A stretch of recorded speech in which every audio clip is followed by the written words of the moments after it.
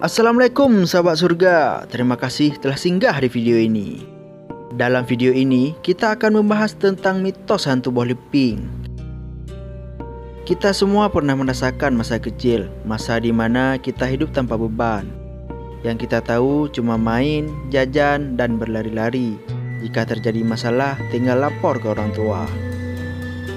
Pada masa kecil itu pula kita mendengar berbagai macam mitos, dongeng, dan mungkin banyak hal cerita lainnya.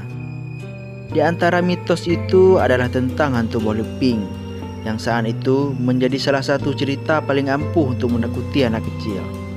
Namun dalam halnya, tidak hanya anak kecil tapi juga berhasil menakuti orang dewasa. Di Aceh ada banyak cerita mistis yang berguna untuk menakuti anak-anak, dan juga bisa menakuti anak-anak berhenti menangis. Selain hantu bola leping, ada pula burung tujuh, hantu belau, dan ada dua lagi yang lumayan menakutkan. Adapun itu adalah maop dan gentut. Untuk kali ini, kita hanya akan mengupas tentang hantu bola leping, sedangkan cerita hantu yang lain akan kita bahas di lain waktu. Hantu bola leping sering dipahami sebagai hantu yang berwujud bola leping. Konon katanya, jika hantu itu muncul di sekitar kita, kita akan mendengar seperti ada buah kelapa yang jatuh dari pohon.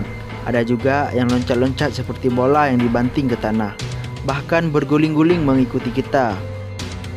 Menurut cerita yang saya dengar sewaktu kecil, hantu bola leping tidak ada penyebutan jenis kelamin. Apakah hantu bola leping tersebut wanita atau laki-laki? Yang jelas, di masa itu terdengar sangat menyeramkan. Bahkan, jarang anak-anak yang main di luar rumah di saat malam tiba, karena takut dengan yang namanya hantu bola leping. Adapun bola leping itu adalah kelapa tua yang jatuh dan bolong karena dimakan tupai. Sebagian daerah di Aceh lainnya, bola leping terkadang juga disebut dengan boh ketepung. Nah, bagaimana pengalaman waktu kecil kalian Rakan?